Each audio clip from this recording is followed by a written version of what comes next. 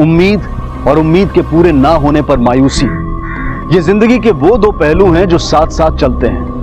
और अगर मायूसी लंबी हो जाए तो रास्ता भटकने की गुंजाइश बढ़ जाती है। इंसान हर मुमकिन कोशिश करता है इस मायूसी से पीछा छुड़ाने की, और अक्सर इस जद्दोजहद में अपने किए के परिणामों के बारे में सोचता ही नहीं है, और कभी कभी खुद ब खुद अपनी कब्र खोदने निकल पड़ता है, और अपनों के साथ रहते हुए भी मीलों दूर एकांतवास में जीने लगता है। क्राइम पेट्रोल का आज का ये एपिसोड ऐसी एक कहानी को दर्शाता है जहां वास्तविकता उम्मीदों के विरुद्ध थी। हरीश, आंखें खोलो ना प्लीज। प्रतिमा ठीक हो जाएगा, ठीक हो जाएगा। हरीश उठो ना, कुछ बोलो। हरीश प्लीज। क्या हुआ इन्हें? ये चोट कैसे लगी? पता नहीं सर। डॉक्टर साहब प्लीज मेरे हस्बैंड को बचा लीजिए। देखकर तो लग रहा है कि किसी के साथ मारपीट हुई है। सिस्टर, इस केस के बारे में पुलिस को इन्फॉर्म कीजिए। अब बात हरीश, सब ठीक हो जाएगा प्रतिमा, ठीक हो जाएगा वो। डॉक्टर का कहना है कि हरीश को मारपीट हुई है। इसके बारे में आपको कोई जानकारी है? किसी के साथ झगड़ा वगैरह? नहीं सर, एक्चुअली चौल के बाहर हरीश हमें इसी हालत में मिले थे। साहब, हमारी चौल के पास में एक पार्किंग लॉट है जहाँ मैं अपना रिक्शा खड़ा करता हूँ। आज भी जब रिक्शा खड़ा कर रहा था तो मैंने देखा कि हरीश, हरीश, क्या हुआ रे तेरे को? हाँ? हरीश बोलना। अरे कौन किया तेरे को ये? फिर मैंने प्रतिमा को फोन किया और मेरे रिक्शे में हम दोनों उसको यहाँ लेकर आ गए। आप कौन है इनके? साहब, वैसे तो पड़ोसी हूँ, पर प्रतिमा को अपनी सगी बहन से भी ज्यादा मानता हूँ। अच्छा, आपको किसी पे शक है जो इस तरह हरीश पे हमला कर सके? नहीं सर, हरीश बहुत शरीफ इंसान है। वो तो कभी कभी किसी से ऊंची आवाज में बात तक नहीं करता है। हरीश काम क्या करते हैं? फिलहाल कुछ नहीं चल रहा है सर, लेकिन कुछ सालों पहले तक हमारा कपड़ों का बिजनेस था। जब से वो फ्लॉप हुआ है कोई काम नहीं है। लेकिन हरीश रोज सुबह उठकर बाइक से काम ढूंढने जाते हैं सर। अच्छा, हरीश के पास बाइक है, फिर भी वो पैदल क्यों चल रहा था? और उसने अपने इस हालत के बारे में आपको फोन तक नहीं किया? नहीं सर, और जब हरीश हमें मिला ना तो बाइक थी और ना मोबाइल। हरीश का फोन नंबर बताइए जरा। 99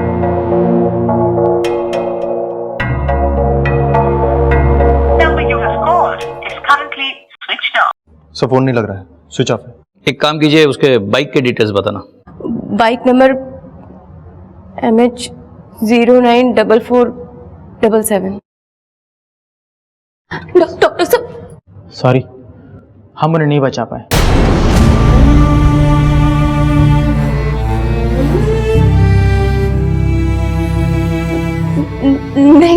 नहीं डॉक्टर साहब, ऐसा नहीं हो सकता। मेरा हरीश मुझे ऐसे छोड़कर नहीं जा सकता। आप प्लीज एक बार फिर से चेक कीजिए ना। बोलो ना इनको, वो ऐसे नहीं जा सकता। मुझे जो बोलो ना चेक करने के लिए, प्लीज बोलो ना। वो ऐसे नहीं जा सकता, हरीश ऐसे नहीं जा सकता मुझे छोड़ के। मात्रे, हमें इस बात की इंफॉर्मेशन है कि हरीश पे हमला हुआ था। वो किसने कब और कहाँ किया था इसका पता लगाना है। पहले तो उसकी मोटर बाइक ढूंढ लो और ये पता करो कि वो चाल तक मोटर बाइक पे आया था या किसी ने उसे छोड़ा था। ठीक है सर। और एक बात, ये हरीश कुछ काम धाम तो नहीं करता था, तो इसका पता करो कि उसका डेली रूटीन क्या था। हरीश की A to Z इंफॉर्मेशन निकालो। ठीक है सर।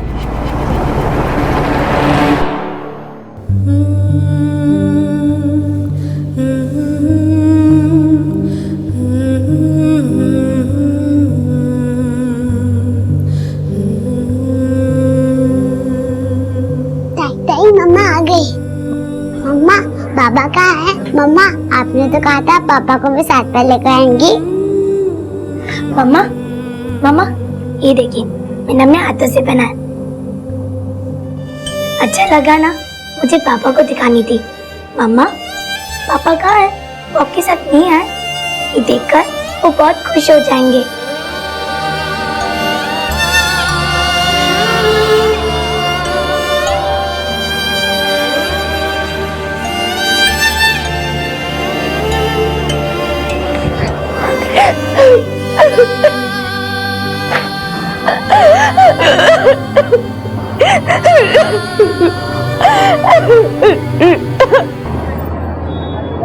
आइए सर, यही है वो बैग।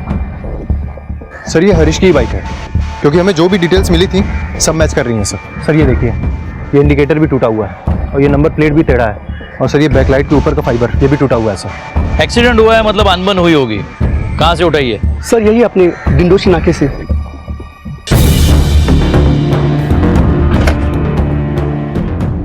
मात्र एक काम करते हैं, सर पहले आसपास के लोगों से पूछताछ करते हैं। इस आदमी को पहचानते हो? साहब ये तो वही आदमी है, कल 4 लड़कों के साथ इसका लफड़ा हो गया था साहब। कैसा लफड़ा? साहब पूरा गलती इसी का है, अपनी खटारा मोटरसाइकिल बीच रास्ते पे चला रहा था।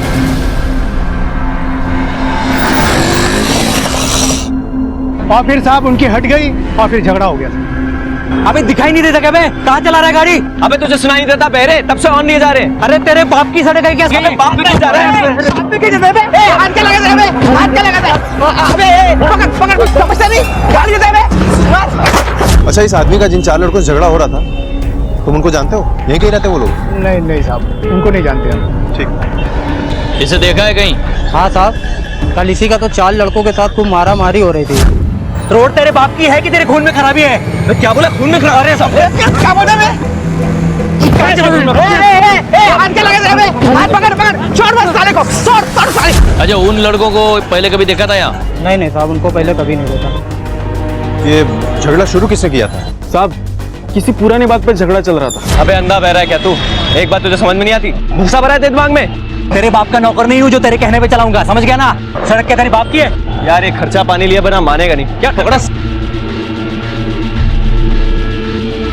अच्छा, तुमको याद है कि उन लड़कों की कार किस रंग की थी? सफेद रंग की थी साहब।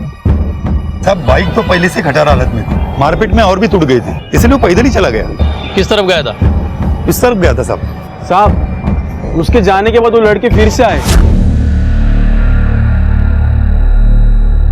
उसको ढूंढे लेकिन वो नहीं मिला, तो लड़के लोग चले गए।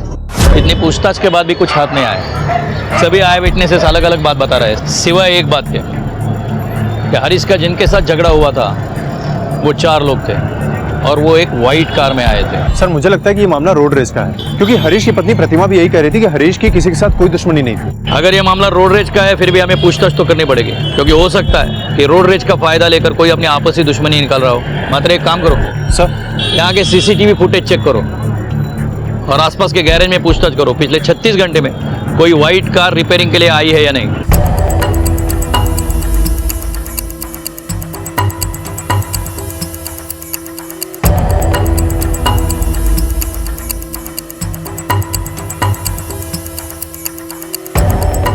यहाँ तो ताला लगा हुआ है।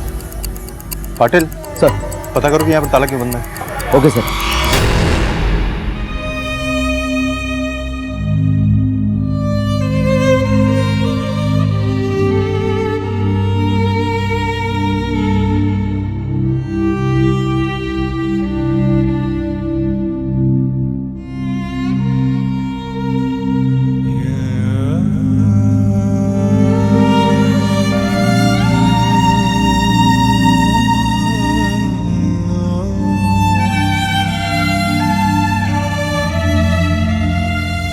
क्या देख रहे हो बेटा?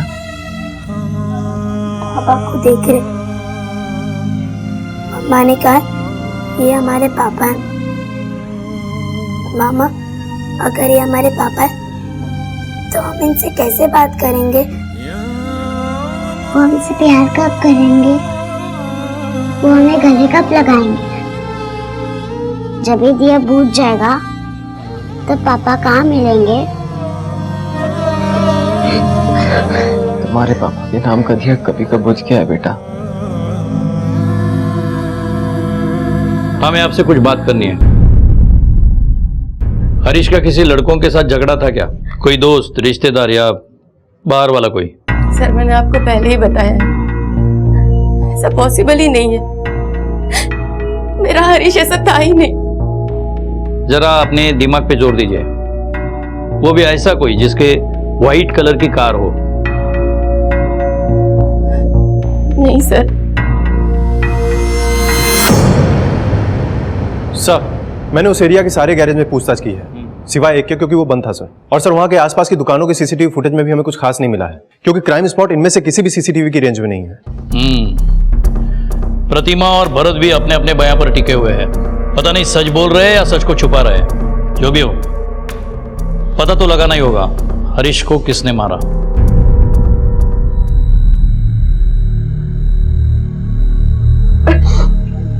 मैं जानता हूँ ये सही टाइम नहीं है बात करने का, लेकिन तुझे याद है ना आज अपन लोगों को जाना है। भरत कैसी बातें कर रहा है तू? ऐसे कैसे चलेगा प्रतिमा? अभी हरीश के जाने के बाद ये सब और जरूरी हो गया है। हमारे पास इसके अलावा कोई रास्ता नहीं है। थोड़ा समझ, नहीं तो कभी नहीं बोलता तेरे को चलने को।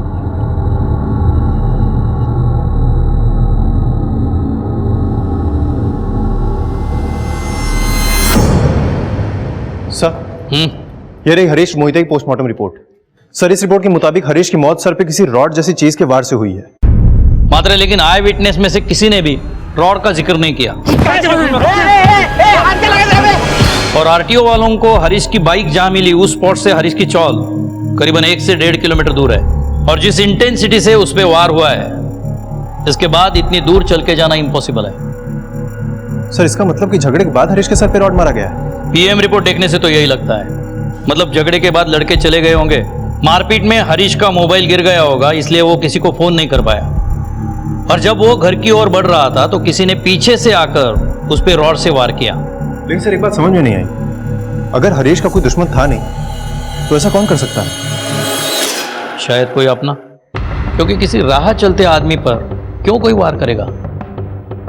मात्रे सर, भरत ने अपने बयान में कहा था कि हरीश को इतनी बुरी हालत में उसने सबसे पहले देखा था और उसके बाद उसने प्रतिमा को इन्फॉर्म किया था। मतलब हरीश को उस हालत में देखने वाला भरत के अलावा दूसरा और कोई नहीं था। शायद ऐसा भी हो सकता है कि पहले भरत ने हरीश पे वार किया और उसके बाद प्रतिमा को फोन किया और उस पर कोई शक न करे, इसलिए वो अपने ही ऑटो में हरीश को हॉस्पिटल ले गया।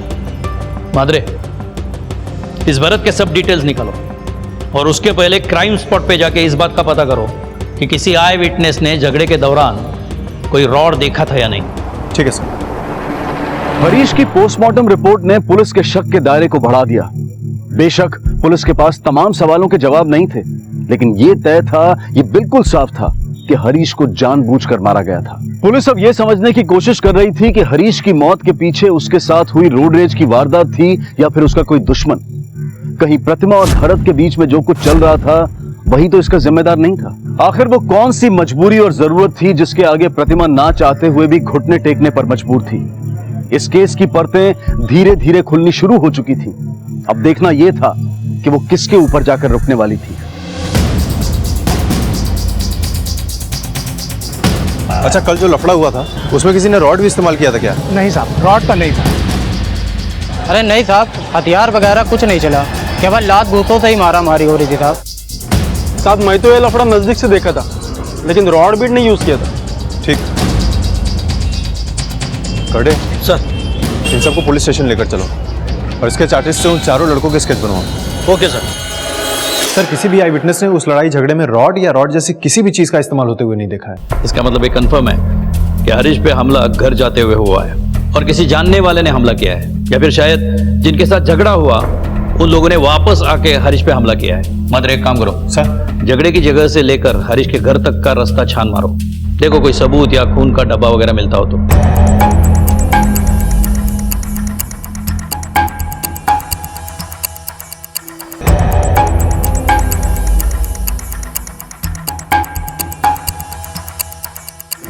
अरे सुनो।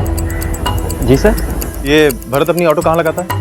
वहां लगा था। उस तरफ से देखो। सर, हमने पूरे रास्ते को अच्छे से चेक किया, लेकिन ना ही कोई सबूत मिला और ना ही कोई खून के निशान।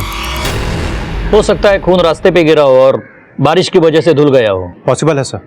और सर, हमने वो पार्किंग लॉट भी चेक किया है जहाँ पर भरत अपना ऑटो पार्क करता है, लेकिन वहाँ पर भी कुछ नहीं मिला है सर। इसका मतलब हमला करने वालों में किसी अनजान इंसान के चांसेस कम है। मात्रे सर, भरत को टारगेट करो। हरीश का मार्केट का झगड़ा, उसका भरत को मिलना और भरत का उसे हॉस्पिटल ले जाने के टाइमिंग मैच करो। अगर कुछ लूपहोल मिले तो इसका मतलब हम सही जा रहे हैं। स्नेहा, आई अभी। मुझे बहुत दर्द हो रहा है। बहुत दर्द हो रहा है। कुछ नहीं होगा, कुछ नहीं होगा। उठो, अच्छा उठो, कुछ नहीं होगा। आई है ना? दर्द हो रही है। यहाँ बैठो। बहुत दर्द हो रहा है। लेटो, कुछ नहीं होगा, कुछ नहीं होगा। स्नेहा आई है ना यहाँ? हाँ, कुछ नहीं होगा, आई है ना यहाँ पे? आई है ना स्नेहा? स्नेहा कुछ नहीं होगा, आराम से लेटो। स्नेहा, स्नेहा, स्नेहा, स्नेहा। बेटा लंबी सांस लो।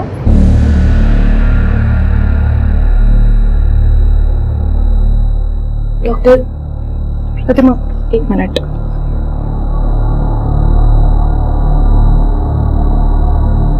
देखो प्रतिमा, अब हम और वेट नहीं कर सकते, हमें इसका ऑपरेशन करना पड़ेगा जितनी जल्दी हो सके, वरना बहुत देर हो जाएगी।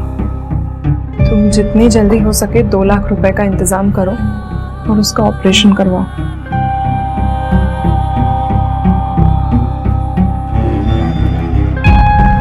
और यदि कोई भी इमरजेंसी हो तो मुझे फोन करो, ठीक है? भरत, मुसीबतें खत्म ही नहीं हो रही हैं। पता नहीं कब तक हमें मजबूरी में ये सब करना पड़ेगा। तू टेंशन मत ले, सब ठीक हो जाएगा।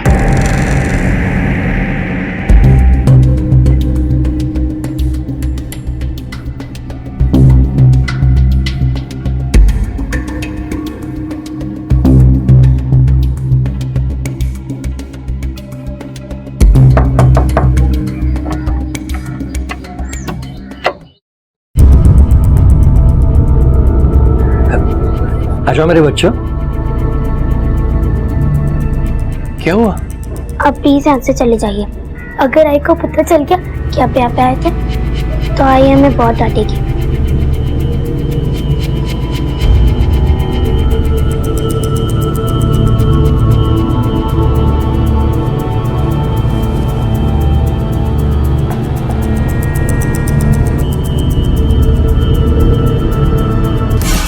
उस दिन जो झगड़ा हुआ था, ये आदमी था क्या वहां पे? नहीं साहब, ये आदमी नहीं था।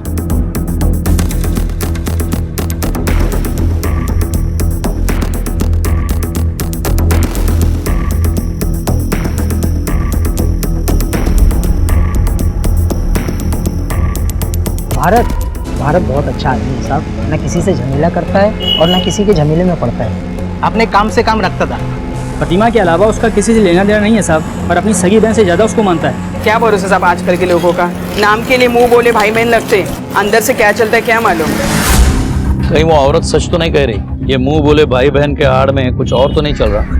और हरीश का खून इस आड़ का नतीजा तो नहीं? और सर यहाँ पर काफी लोगों का कहना है कि प्रतिमा भरत के साथ हरीश से भी ज्यादा वक्त गुजारती थी, और ये सिलसिला अब भी चल रहा है। सर आखिर क्या वजह हो सकती है इस मेल में? पुलिस इंक्वायरी चल रही है, और ऐसे में हमारा ये सब करना, तुम्हें नहीं लगता अगर किसी ने देख लिया तो हम लोग फंस जाएंगे? अरे तू टेंशन काहे को लेती है? कोई नहीं देखेगा, मैं सोच समझ के प्लान किया है। आज जाना कहाँ है? 3 नंबर, और हाँ, कम से कम 50 का जुगाड़ करके लाना इस बार। प्रतिमा बहुत मिलनसार थी साहब। घर में पैसे की मारामार होने के बावजूद वो सब कुछ अच्छे से संभाल लेती है साहब। और ये हरीश आदमी कैसा था? वो तो 1 नंबर का निकम्मा है साहब, बस दिन भर इधर उधर घूमता रहता है, काम धाम तो कुछ नहीं करता है। बस ये दारू की लत लगा ली है उसने अपने आप। हरीश संभाल के। हरीश क्या दिखाना चाहती है? कि मैं बेवड़ा हूँ और तू बहुत शरीफ है। तेरी वजह से हो गया हूँ मैं बेवड़ा। चलो हरीश। जिंदगी बर्बाद करके रख दी तूने मेरी। गाली गलौज तो रोज का था साहब। अभी काफी दिनों से वो उसे पीटने भी लगा था, और वो बेचारी उफ तक नहीं करती थी। क्या ये रोज रोज वही सब्जी? क्या दिखाना चाहती हो तुम? मैं निकम्मा हूँ, अच्छा खाना भी नहीं खिला सकता? नहीं चाहिए तुम्हारा खाना। क्या हुआ आई? पापा कहाँ चले गए? बड़े ताज्जुब की बात है, हरीश के इतने टॉर्चर करने के बाद भी प्रतिमा को उससे कोई शिकायत नहीं है। ऐसी कौन सी मजबूरी, कौन सी कमजोरी है कि प्रतिमा ये सब बर्दाश्त कर रही थी? सर, जब हमने प्रतिमा से हरीश के बारे में पूछा था, तब भी उसने हरीश को शांत और शरीफ आदमी बताया था। नहीं सर, वो झूठ क्यों बोलेगी? इसी का तो पता करना है मात्रे। ऐसे कौन से वीकनेस, कौन से रहस्य प्रतिमा के साथ इस तरह जुड़े हुए हैं कि वो हरीश का टॉर्चर भी सह रही थी?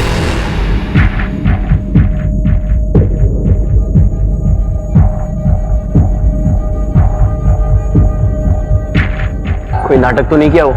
नहीं। एक काम कर, ये पैसा संभाल के रख, ऑपरेशन के एडवांस के लिए काम आएंगे, ठीक है?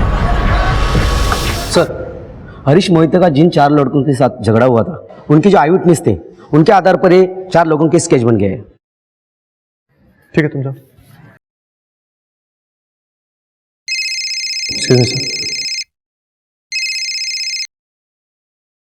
हेलो, अच्छा ठीक है, रखो। सर, एक इंफॉर्मेशन मिली है। सर, वो जो गैरेज उस दिन बंद था, सर जिस दिन लड़ाई झगड़ा हुआ उसी दिन एक कार आई थी वहां पर रिपेयरिंग के लिए। उस गैरेज से उस गाड़ी का नंबर मिल गया सर। आरटीओ से पता चला है कि वो कार किसी टोनी सैमुअल के नाम पर रजिस्टर्ड है।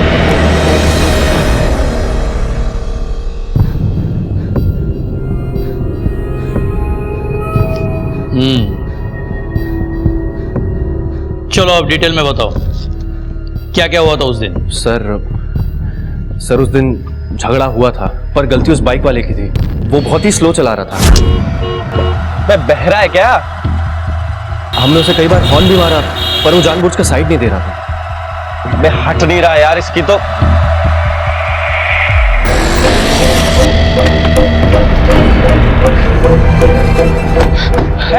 अबे दिखाई नहीं देता क्या बे? कहाँ चला रहा है गाड़ी? अबे तुझे सुनाई नहीं देता बहरे? तब से ऑन नहीं जा रहे। अरे तेरे बाप की सड़क है क्या? अबे बाप पे जा रहा है। हमने उसे मारा था, पर इतना भी नहीं कि उसकी जान चली जाए। पहली बार कम मारा, दूसरी बार कितना मारा? सर, दूसरी बार देखो, झूठ बोलने से फायदा नहीं है। आई विटनेसेस ने साफ कहा है तुम लोग वापस आए थे। बताओ। सर, एक्चुअली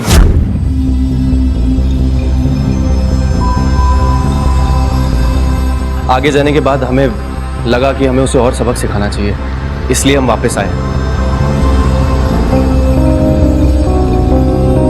पर सर, हमने उसे बहुत ढूंढा, वो मिला नहीं। फिलहाल तुम जा सकते हो, लेकिन ये केस सॉल्व होने तक ये शहर छोड़ के नहीं जाना, समझे? जाओ। पाटिल सर, लक्ष ठेवा चौकांवर।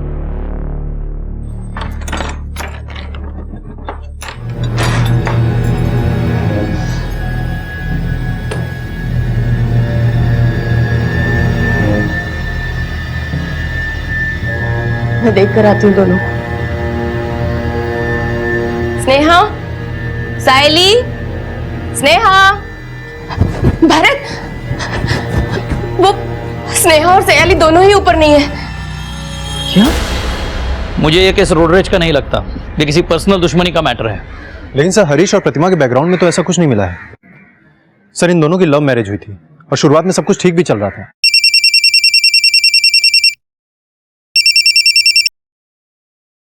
हेलो,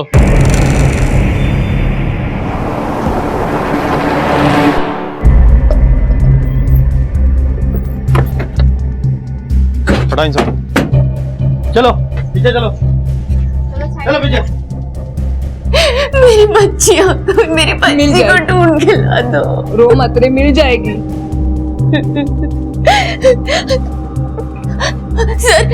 सर, मेरी बच्चियां गुम हो गई है सर। प्लीज आप अपने आप को संभालिए, हम पूरी कोशिश करेंगे आपके बच्चों को ढूंढने की। आप में से किसी ने देखा है बच्चों को किसी अनजान आदमी के साथ जाते हुए?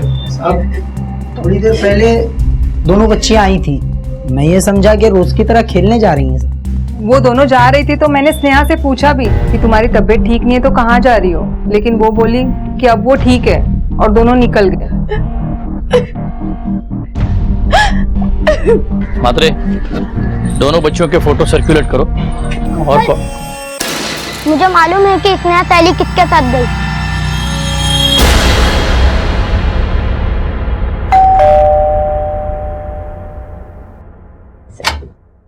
अरे ताई, कहाँ है मेरी बेटियां? कहाँ छिपा कर रखा है? हाँ? सायली, स्नेहा, बोल कहाँ है? ताई सुन मेरी बात।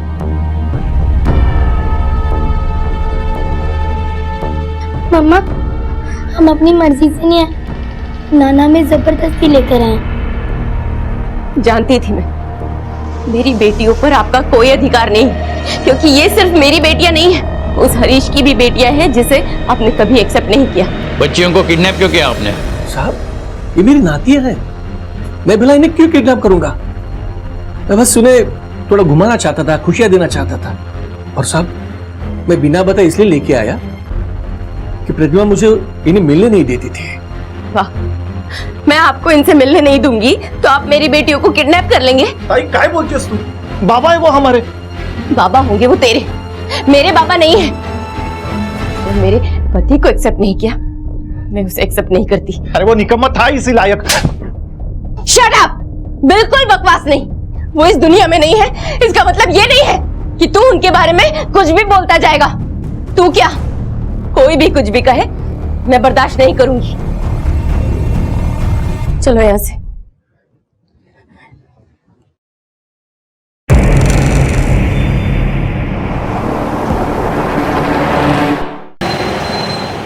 प्रतिमा को हरीश के लिए अपने पिता से लड़ते हुए देखकर मुझे नहीं लगता वो हरीश के खिलाफ कुछ कर सकेगी।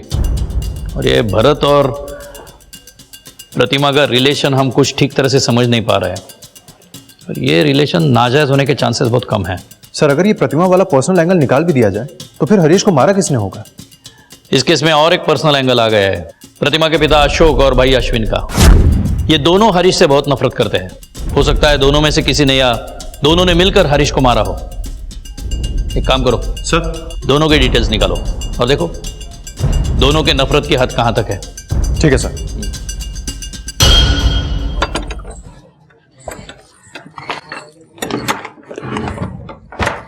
स्नेहा, साइली, देखो आई क्या लेकर आई है, जल्दी आओ। साइली,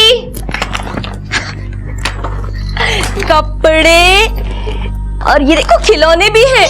ये मैं लूंगी। ओके, और चॉकलेट भी है। अच्छी है ना? हाँ। मेरा लड्डू बेटा, आई ना तुम्हारी हर चीज का ख्याल रखेगी, स्नेहा का इलाज कराएगी, और तुम दोनों को जो कुछ चाहिए आई से कहना, हाँ? लेकिन कभी भी किसी से भी बाहर वाले से नहीं लेना, नाना से भी नहीं। अरे वाह,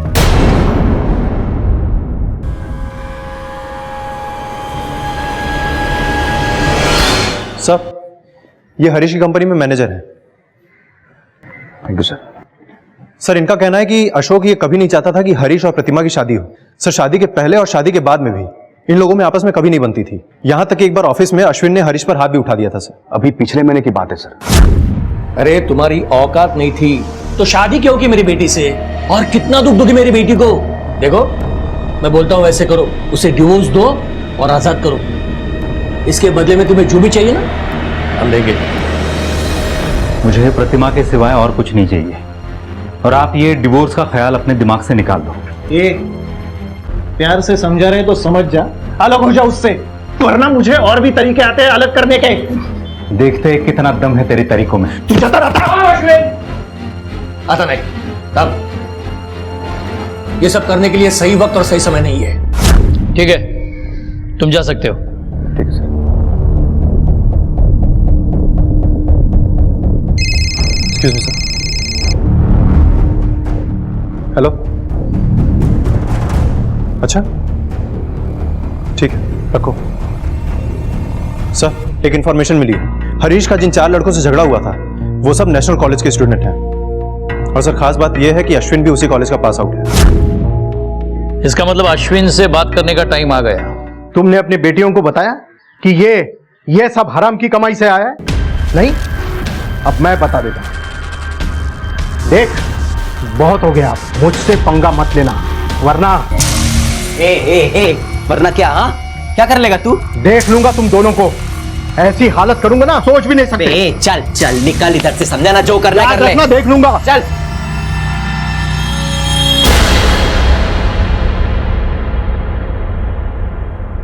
नहीं सर, इन चारों में से किसी एक को भी नहीं जानता मैं। ये तो अभी कॉलेज में है, मुझे कॉलेज पास आउट होके काफी समय हुआ है। रही बात हरीश पे हाथ उठाने और उसे धमकी देने की, सर वो सब मैंने गुस्से में कहा था सर, क्योंकि मैं मेरी बहन से बहुत प्यार करता हूँ और उसे इस तरह तकलीफ में नहीं देख सकता था। लेकिन इसका मतलब ये नहीं मैं हरीश का खून करवा सकता हूँ। ठीक है, तुम जा सकते हो। मात्रे सर ये अश्विन, अशोक, भरत और प्रतिमा के पीछे सिविल में अपने आदमी लगाओ। हो सकता है इन चारों में से कोई एक ये केस सॉल्व करने में हमारी मदद करे। ठीक है सर। हरीश के कत्ल के केस में हर खुलासा एक बंद गली में जाकर खत्म हो जाता था। पुलिस की तमाम कोशिशों के बावजूद कातिल उनके शिकंजे से दूर था। संदिग्धों में सबसे ऊपर प्रतिमा नजर आ रही थी। प्रतिमा और भरत का रिश्ता भी शक के घेरे में था। कोई प्रतिमा के साथ मारपीट करता तो कोई उसे धमकाता, जबकि उसके आस पड़ोस के लोग ये मानते थे कि प्रतिमा सभ्य और सुशील है, अपनी बेटियों पर जान छिड़कती थी और वो अपने पति से भी बेहद प्यार करती थी। आखिर इन सभी रूपों में से प्रतिमा का असली रूप कौन सा था? इन सारे सवालों के बीच एक और हादसा हुआ। साइली को किसी ने अगवा कर लिया और शक सीधे अशोक प्रभु पर जा टिका। साइली कहाँ है? मुझे नहीं पता। झूठ बोल रहे हैं ये सर, मेरी बेटी को इन्होंने ही छुपा कर रखा है। सॉरी मिस्टर अशोक, हमें आपके घर की तलाशी लेनी पड़ेगी। ढूंढो।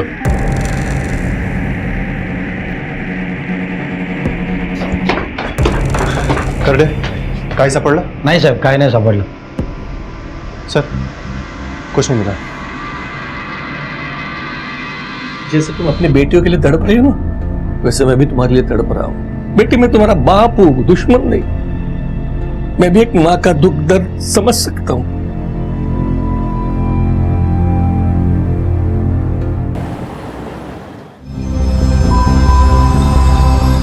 सुनिए, प्रतिमा का घर कौन सा है? अरे ओ, तू बाहर आती है या मैं अंदर आऊं? तेरी तो यहाँ है तू। आज इसी अपने यार को भेजा था ना मेरे पति को फिर से लूटने के लिए। अरे आप हैं कौन और यहाँ ऐसे चिल्ला क्यों रही हैं? अच्छा, तो तू मुझे नहीं जानती, मेरे पति को तो जानती है ना, जिसके पैसे तू उड़ाती है। हाँ, अरे कितनी भूख है तुझमें, इसकी हराम की कमाई खाता है ना तू। ए मैडम, तू बड़ी औरत होगी अपने घर की, इधर चाली के लोगों को बदनाम करने का नहीं। वो शरीफ है, इसका मतलब ये नहीं कोई भी उसको दबाते जाए। चल निकल, फुट। अभी तो मैं जा रही हूँ, लेकिन तुझे ना मैं देख लूंगी। तू बाहर निकल यहाँ से। तुझे तो ना मैं देख लूंगी। मेरा घर तोड़ेगी तू, कमी नहीं खाएगी।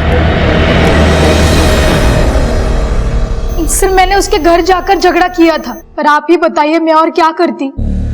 मुझे आज भी यकीन है कि वो मेरे पति को अपने झांसे में फंसा रही है। ये बात आप अपने मन से बना रही है या ऐसी कोई बात आपके पति ने मान भी ली है? सर, दुनिया का कौन सा पति अपने मुंह से बोलेगा कि वो बाहर गोबर खा रहा है? प्रतिमा को जानते हो आप? कौन प्रतिमा सर? देख, तेरी बीवी ने सब उगल दिया है, इसलिए जितना छुपाएगा उतना ज्यादा फंसेगा। चलो सच सच बोल, क्या चल रहा है तेरा प्रतिमा के साथ? सर, आप जो सोच रहे हो वैसा कुछ नहीं चल रहा है, उल्टा मैं फंसा हुआ हूँ। फंसा हुआ मतलब? कुछ महीने पहले प्रतिमा मेरी दुकान पर आई थी। आइए मैडम। हेलो, एक्चुअली मेरे भाई की शादी है, तो होने वाली दुल्हन के लिए ज्वेलरी बनवानी थी। हाँ हाँ, अभी दिखाता हूँ। भाई साहब, एक प्रॉब्लम है छोटी सी। ज्वेलरी मम्मी की पसंद की बनवानी और मम्मी बेड रिडन है। क्या ऐसा हो सकता है कि आप शॉप से ज्वेलरी लेकर घर आ जाएं और वो वहीं पर पसंद कर लें? मैडम, एक्चुअली हम लोग ज्वेलरी ऐसे किसी के घर नहीं ले जा सकते हैं। हाँ, लेकिन मैं डिज़ाइन लेकर आपके घर ज़रूर आ सकता हूँ। वो डिज़ाइन देखेंगी, पसंद करेंगी और आप ऑर्डर दे सकते हैं। हाँ, ये भी ठीक है। आप मुझे पेन पेपर दे दीजिए, मैं एड्रेस दे देती हूँ। श्योर। हाँ मैडम जी, आज की तारीख के सारे लेटेस्ट डिज़ाइन मैंने आपके लिए लाया है, तो जल्दी से अपनी माताजी को बुला लीजिए, मुझे थोड़ी देर भी हो रही है। माताजी तो है नहीं और उनकी जरूरत भी नहीं है। और अब जो मैं कहूंगी आपको वही करना पड़ेगा। समझ रहे हैं? अरे मैडम जी, ये क्या कर रही हैं आप? छोड़िए, छोड़िए मैडम जी, प्लीज छोड़िए मुझे। नहीं, छोड़िए। मैडम जी, ऐसा क्यों कर रही हैं आप?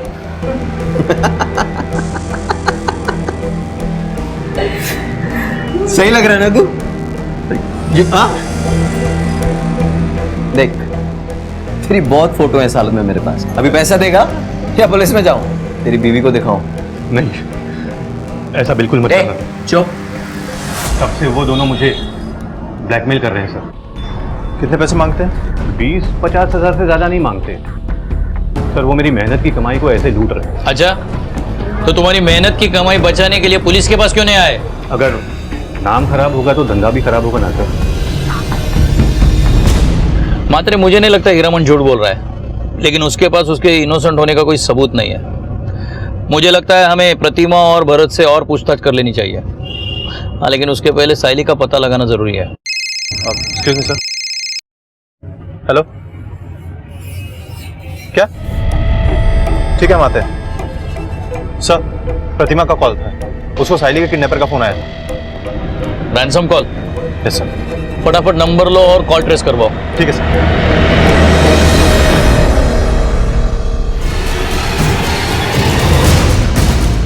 जी,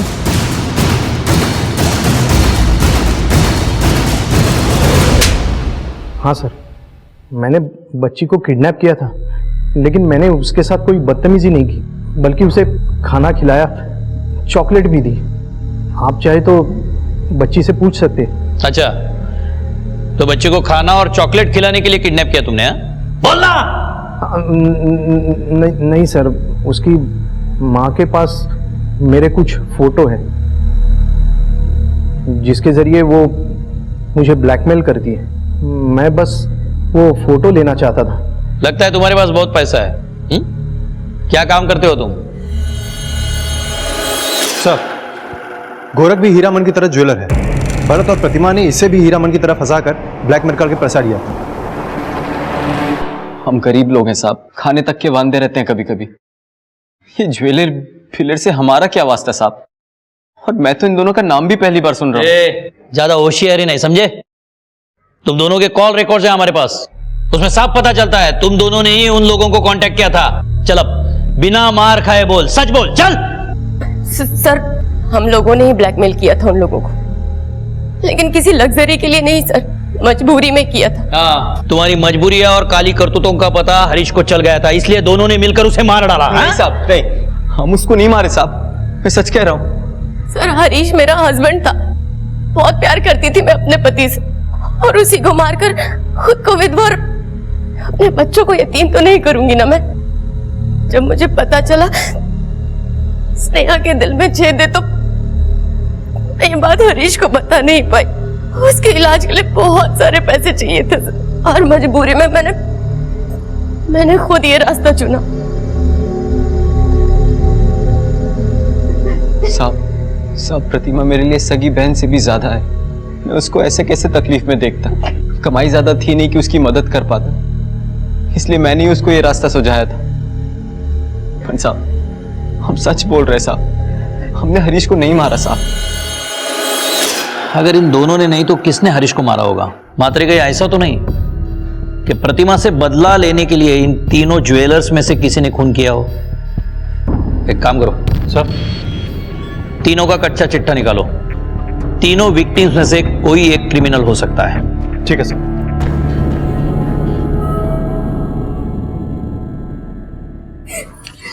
मम्मा, मम्मा, मम्मा, तेरी बेटियां देख तुझसे मिलने आई है।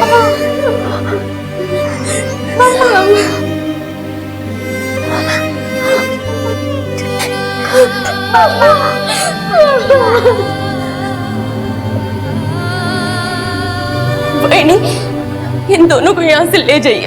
मैं नहीं चाहती कि ये दोनों अपनी माँ को इस हालत में देखें और सारी जिंदगी शर्मिंदा होकर जी। प्लीज इन दोनों को ले जाओ यहाँ से, ले जाओ प्लीज। हेलो, ठीक है सर। हरीश का फोन जो इतने दिनों से बंद था वो ऑन हो गया है। जोगेश्वरी स्टेशन के बगल में एक मोबाइल शॉप है, वहीं पर कोई उसे बेचने आया था सर।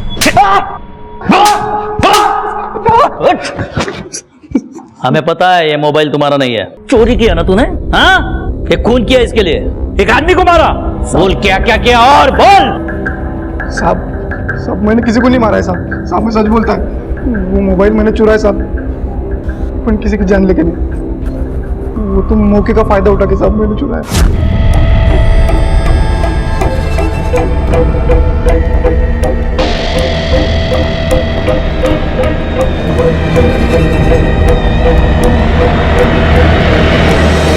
तुझे क्या लगता है तेरी बात पे हम विश्वास करेंगे? हाँ साहब, मैं उसे क्यों मारूंगा साहब? पर साहब, मैं जानता है उसको कौन मारा है। वो सब लोग जाने के बाद मैं उधर दिंडोशी के नाके पे था साहब, वापस घर जाने के लिए निकला था। तो वहाँ पे सुनसान गली पड़ती है साहब, वहाँ पे रिक्शा वाले ने ब्रेक मार कर साइड में रुका है साहब।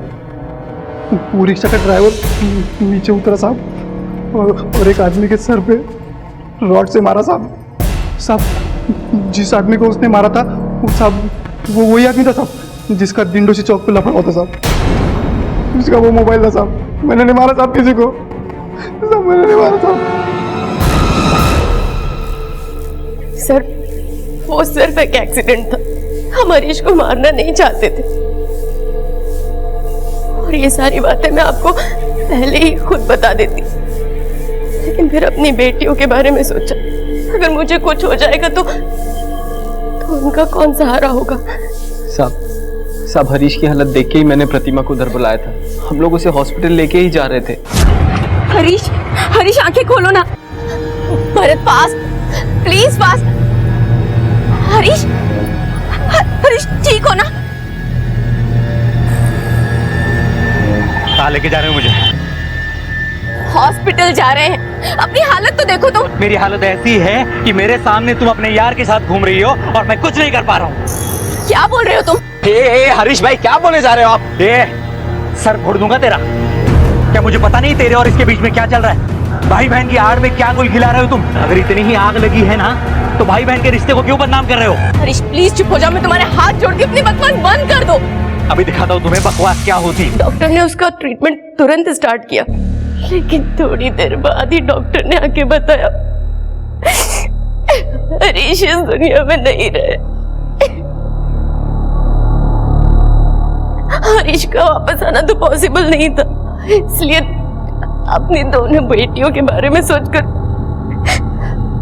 मैंने खुद को बचाना ठीक समझा सर। माना कि तुम दोनों की नियत नहीं थी उसे मारने की, लेकिन खून तो हुआ है। और हाँ प्रतिमा, कभी कभी अपनों को नफरत का चश्मा उतार कर देखना सीखो।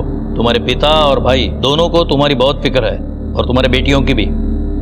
रादर तुम्हारी दोनों बेटियां अब उन्हीं के पास है और वो पूरी जिम्मेदारी से उनका ख्याल रख रहे हैं।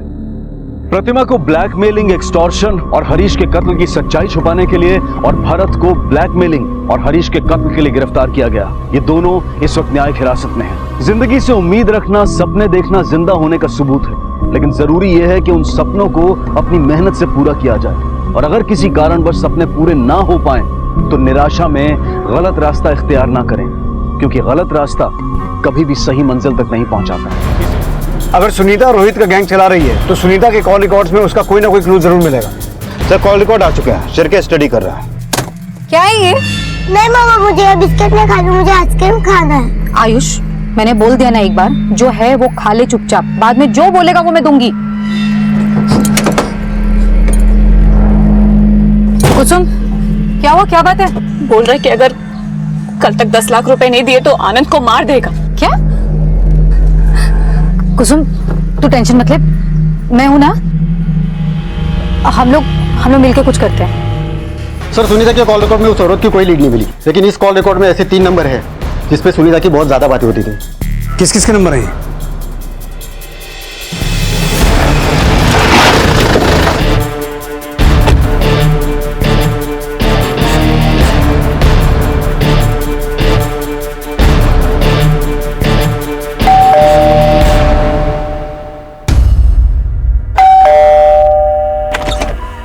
जी गुरबंश सोडी आप ही हैं? हाँ जी सर। है सर, नीलम यहीं रहती है, लेकिन अभी वो घर पे नहीं है। सर सुनीता से मेरी बात होती थी, लेकिन मुझे कोई आइडिया नहीं कि वो इस वक्त कहाँ होगी।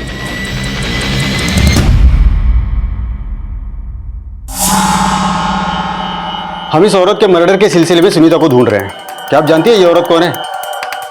नो सर, मैं इसे नहीं जानती। नहीं साहब, मैं इसे नहीं जानती। और इसे? नहीं सर, मुझे तो घर पहुंचने में अभी 4 से 5 घंटे लग जाएंगे। अच्छा, आप शाम 5 बजे तक गोराई पुलिस स्टेशन आ सकती हैं क्या? 5 बजे कोशिश कर सकती हूँ सर, लेकिन अच्छा होगा कल सुबह आकर मिलूं। आप सुनीता को कब से जानती हैं? वो सर, मैं सुनीता से 6 महीने पहले भाईंदर के काशी टेम्पल में मिली थी, वहीं सत्संग में हमारी दोस्ती हो गई थी। और क्या जानती है सुनीता के बारे में आप? साहब वो दुनियादारी के झंझटों से तंग आ गई थी, इसलिए मंदिर के सत्संग में आती थी। सुनीता कहती थी कि उसका पति उसे बहुत मारता था। बेचारी अकेली अपने बच्चे को पाल रही है। साहब वो अपने बेटे के लिए बहुत चिंतित रहती थी। बस एक दूसरे के दुख दर्द की बातें करते करते उससे पहचान हो गई थी। आप सुनीता से आखिरी बार कब मिली थी? सब 1 हफ्ता पहले सत्संग में। हर मंगलवार को सत्संग होता है, वहीं मिली थी मैं लास्ट टाइम सुनीता से। सर नीलम तो घर में नहीं मिली, लेकिन मेरी उससे फोन पे बात हुई। वो कल सुबह थाने आएगी। सर उसका कहना है कि उसकी मुलाकात भी सुनीता से भाईंदर के काशी मंदिर में हुई थी। अगर ये तीनों औरतें सुनीता से काशी मंदिर में मिली तो वो सुनीता का उस औरत से जिसकी लाश हमें विक्रम के घर से मिली और उस किन्नर से क्या कनेक्शन हो सकता है? और उस औरत के मर्डर में सुनीता का वाकई में कोई हाथ है? एक टीम काशी मंदिर भेजो, सुनीता के बारे में और इंफॉर्मेशन निकालो। उसके कॉल रिकॉर्ड्स में जिस जिसके भी नंबर हैं सबसे पूछताछ करो। सर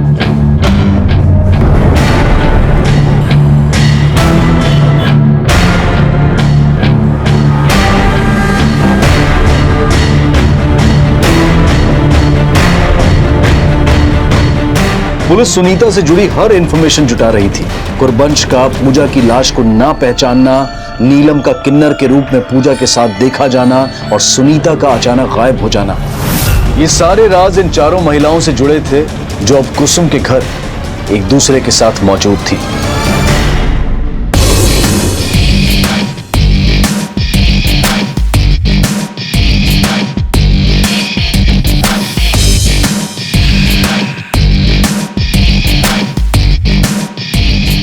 मम्मा अब तो हीरोइन लग रही हो। अरे बेटा, तूने ना अभी अपनी नीलम मासी का भेस नहीं देखा है। तेरी माँ से कम सुंदर नहीं लगती है। क्यों? सुनीता, मेरा बेटा घर में अकेला है। मैं घर जाना चाहती हूँ। मैं पुलिस को तुम लोगों के बारे में कुछ नहीं बताऊंगी। मौसी, मेरा आनंद तुम्हारे बेटे से ज्यादा मुसीबत में है। 10 लाख रुपए अरेंज करने हैं।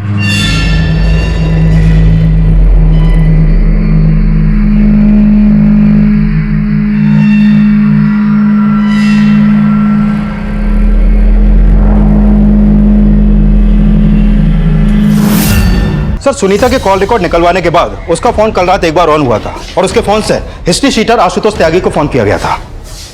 आशुतोष त्यागी? हाँ सर।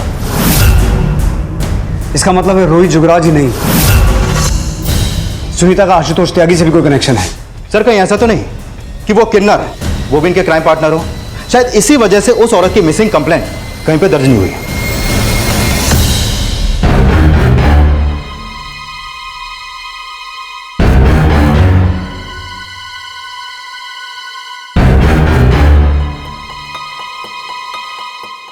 पाटिल, हाँ फोटो दिखा।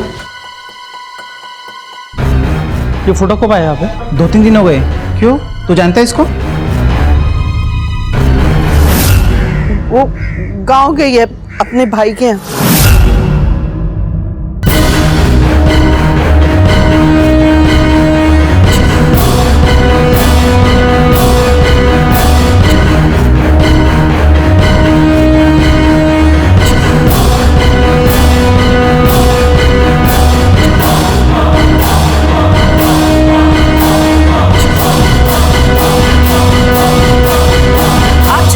डायल कर रहे हैं वो इस समय स्विच्ड ऑफ है।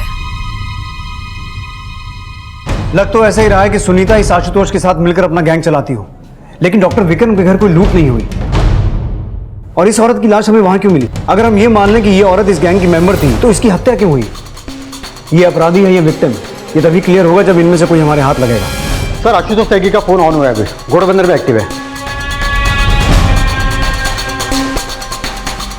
आप जिस नंबर को डायल कर रहे हैं वो इस समय स्विच्ड ऑफ है।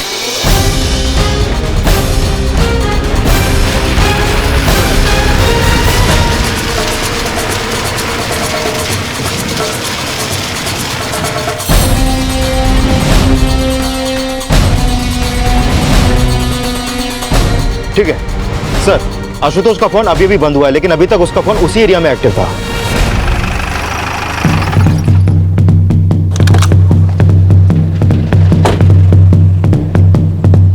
इसको देखा तूने यहाँ आसपास में कहीं पर?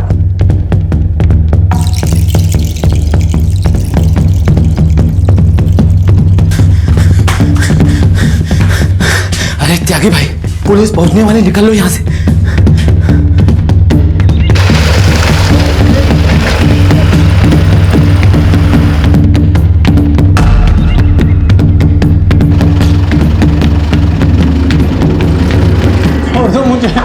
मुझे छोड़ दो, मुझे मत ले जाओ, कहीं छोड़ दो।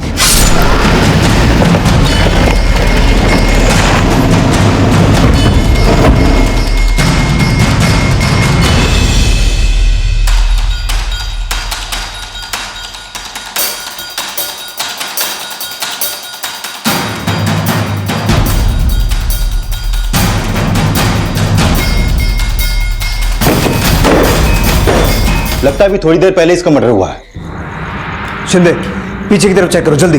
सर।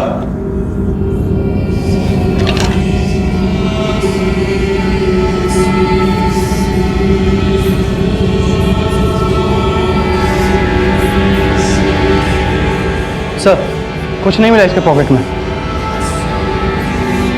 शिंदे, ऐसा लगता है इसे यहाँ किडनैप करके रखा गया था।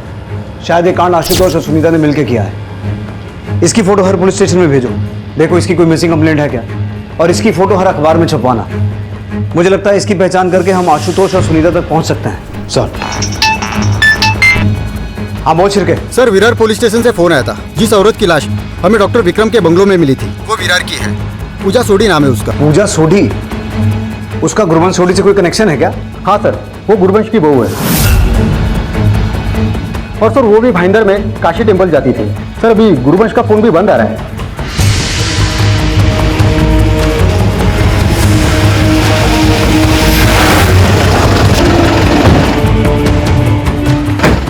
जैन सर। सर मैं इस्माइल से, विरार पुलिस थाने से, गुरवंश मौसी का पड़ोस में रहता हूँ सर। सर जिस दिन आपको पूजा की लाश मिली थी उस दिन मेरी मौसी से बात हुई थी, लेकिन जब पूजा का फोटो थाने में आया तब मैं छुट्टी पे था सर।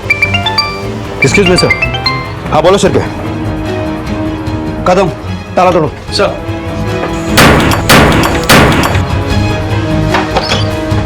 कदम हाथ में दबा सर।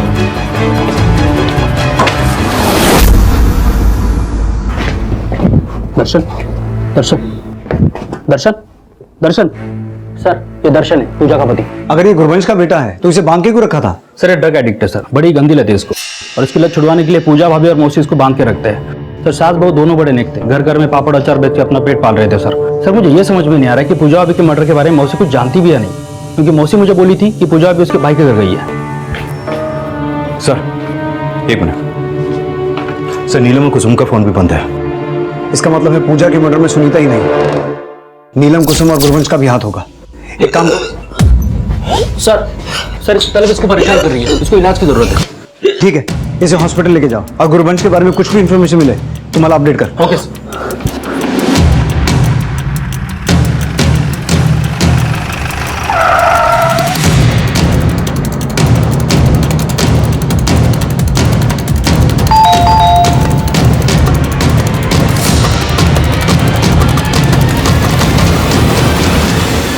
जी पापा, पुलिस आई है।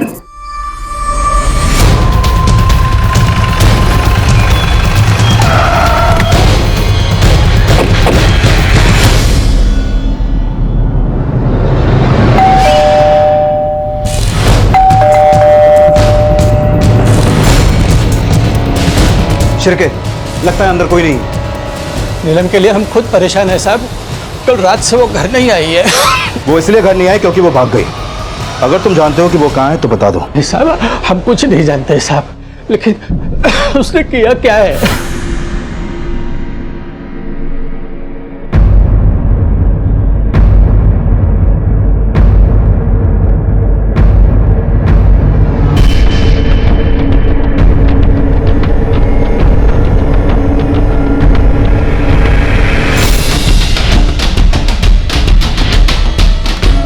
इस आदमी को पहले कभी नहीं देखा। कुसुम जब निकली उसके साथ 3 औरतें और एक बच्चा भी था।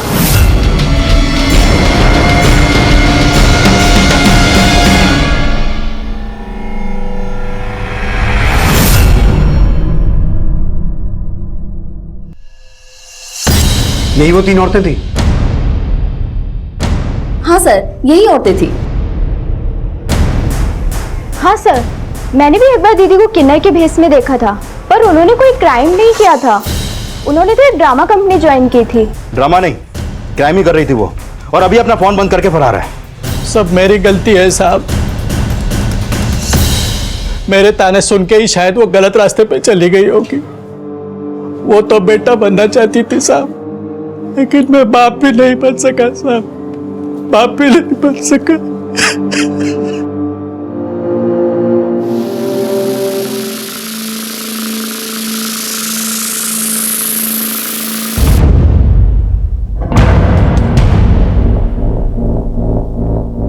व्हाट? वो किन्नर नीलम है? जी सर, लेकिन नीलम के घर से कोई लीड नहीं मिला। उसके घर वाले ना तो सुनीता को जानते हैं और ना ही बाकी औरतों को। नीलम के परिवार पर नजर रखने के लिए कांस्टेबल की ड्यूटी लगाओ वहां। सर, कुसुम के साथ उस आदमी की फोटो मिली है जिसकी लाश हमें आशुतोष के अड्डे पे मिली थी।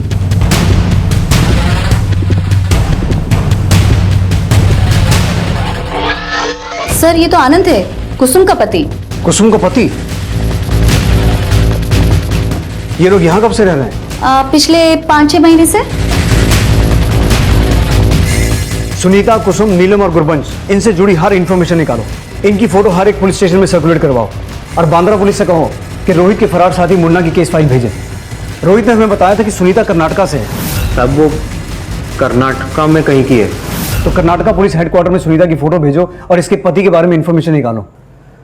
हो सकता है इन चारों के बारे में कोई लीड मिले। सर,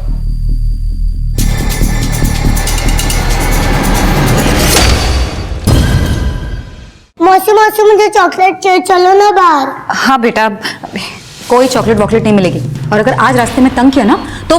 सुनीता, अगर चॉकलेट नहीं मिली तो रास्ते में परेशान करेगा ये। मैं लेकर आती हूँ ना। नीलम संभाल के जा। हाँ मैं भी जाती हूँ इसके साथ। नहीं मौसी, आप लोग को ही। नीलम तू जा संभाल के।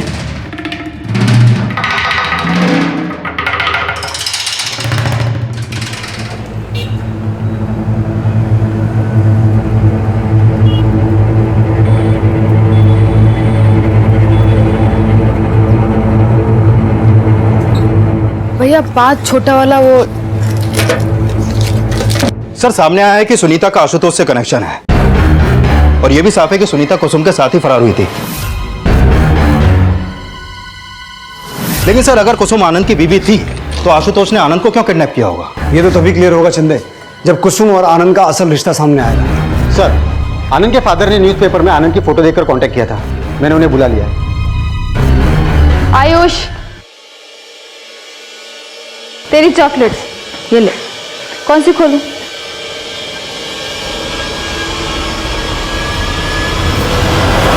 बोल।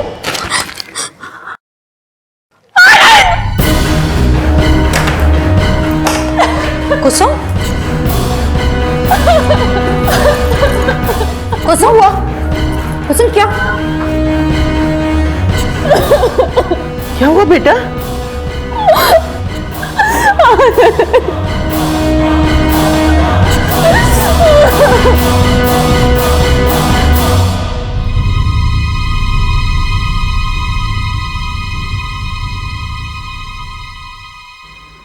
आनंद!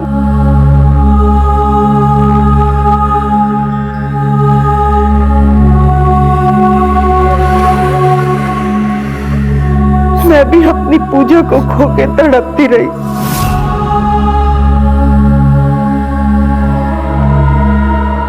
अब अपने बेटे को भगवान के भरोसे छोड़ के आई हूँ। तू भी अपनी किस्मत से समझौता कर ले। सुनीता, फिर आज का प्लान कैंसिल करते हैं? नहीं, बिल्कुल नहीं। अगर आज का प्लान कैंसिल कर दिया ना तो सबकी किस्मत फूट जाएगी। और इस समय हमें सिर्फ अपने बारे में नहीं बल्कि एक दूसरे के बारे में सोचना चाहिए। अरे मेरा भी बेटा है और मुझे भी अपनी ही नहीं, इस मासूम के भविष्य की भी फिक्र है। साहब, उस कुसुम ने मेरे बेटे की जिंदगी तबाह कर दी। कुसुम रहने वाली कहाँ की है? उसके पेरेंट्स कौन है? कुसुम सेठ राजेश दाभोलकर की बेटी है सर। कुसुम मेरे आनंद से प्यार करती थी, लेकिन जब ये बात सेठ राजेश दाभोलकर को पता चली तो कुसुम मेरे बेटे को भगा ले गई साहब। मुझे लगता है इसी खुंदत में आकर राजेश दाभोलकर ने मेरे बेटे को मरवाया होगा सर। राजेश दाभोलकर का नंबर और एड्रेस दीजिए हमें।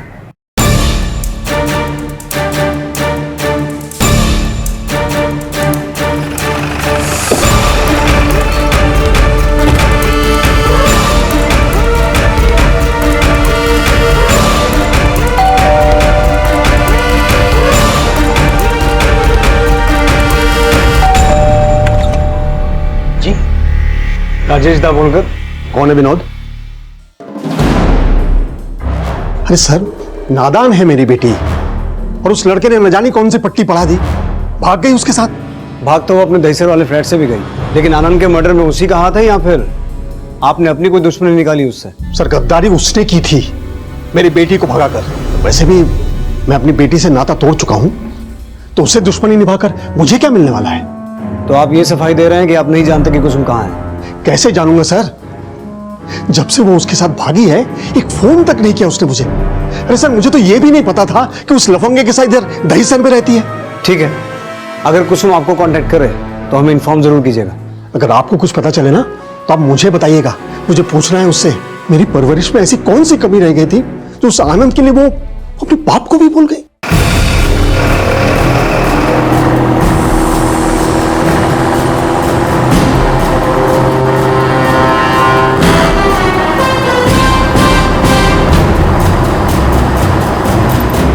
इस राजेश दाभोलकर का फोन सर्विलेंस पे डालो। हो सकता है कुसुम उससे हेल्प मांगने के लिए कांटेक्ट करे। Okay sir.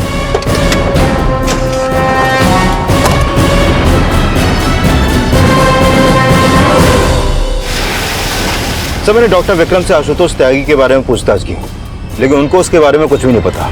ये डॉक्टर हर चीज के बारे में ना ही बोलता है। लेकिन सर, उनके खिलाफ कुछ मिला भी तो नहीं है, और ये भी समझ में नहीं आ रहा कि उनके घर में पूजा की लाश मिलने का चक्कर क्या। और अगर पूजा के मर्डर में आशुतोष और सुनीता का हाथ है, तो फिर गुरबंश सुनीता का साथ क्यों दे रही है? जबकि इस्माइल और गुरबंश के बाकी पड़ोसियों का कहना यह है कि गुरबंश तो पूजा पे अपनी जान छिड़कते थे।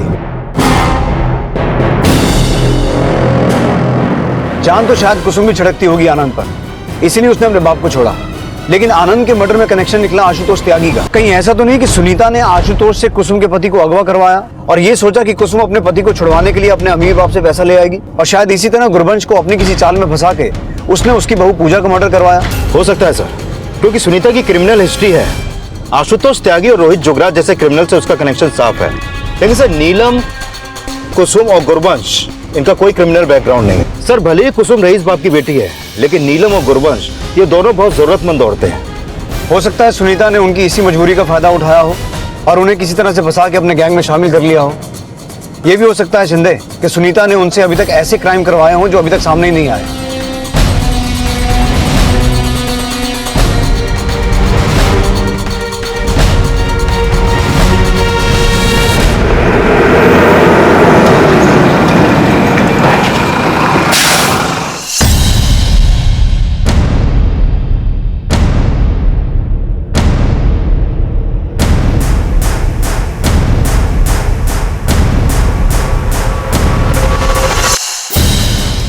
अब समझना ये होगा कि पूजा इनके गैंग की मेंबर थी या फिर पूजा के मर्डर के पीछे कोई और राज है। शिंदे, पिछले कुछ दिनों के अनसॉल्व्ड केसेस को स्टडी करो। हो सकता है इन औरतों का उन केसेस में कोई कनेक्शन सामने आए। सर,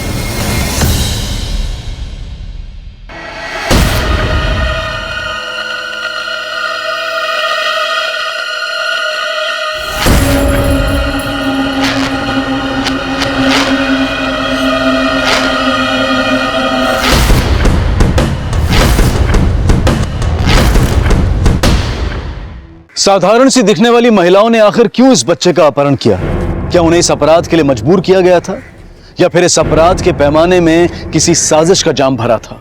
सुनीता, कुसुम, नीलम और गुरबंश की चौकड़ी का आखिर पूजा से असल वास्ता क्या था? 17 जुलाई की रात पूजा को किसने मारा था, और 18 जुलाई की सुबह उसकी लाश डॉक्टर विक्रम के घर में मिलने का क्या राज था? और इस सब का कुसुम के प्रेमी आनंद की किडनैपिंग और हत्या से क्या कनेक्शन था? सर, 1 महीने पहले अंधेरी के एक बंगलों में चोरी हुई थी। वो केस अभी तक अनसॉल्व्ड है। मैंने उस केस की फाइल स्टडी की। कुछ विटनेस के बयान के मुताबिक वहां चोरी से पहले एक सेल्स वुमेन और एक किन्नर को देखा गया था। हालांकि उनके स्केच नहीं बन पाए, लेकिन सर उनमें से एक बुड्ढी थी जिसका पूजा, गुरबंश और नीलम के साथ कनेक्शन है, और वहां एक टेम्पो भी देखा गया था। इसका मतलब है पूजा भी इन औरतों के गैंग की मेंबर थी, और 17 जुलाई की रात को ये पांचों औरतें डॉक्टर विक्रम के घर ताला तोड़ के घुसी थी।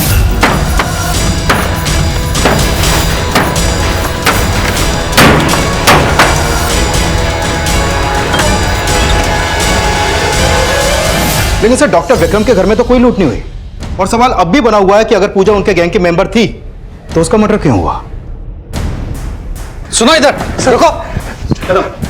सर, मेरा बेटा राहुल अभी तक स्कूल से वापस नहीं है। मैंने स्कूल और स्कूल के आसपास सब जगह पता कि कहीं कुछ पता नहीं चला। सर, क्या उम्र आपके बेटे की? सर 6 साल है। ठीक है, अपने बेटे की photo, school, class, roll number सब डिटेल दीजिए, हम पता करते हैं। शिंदे चल आइए।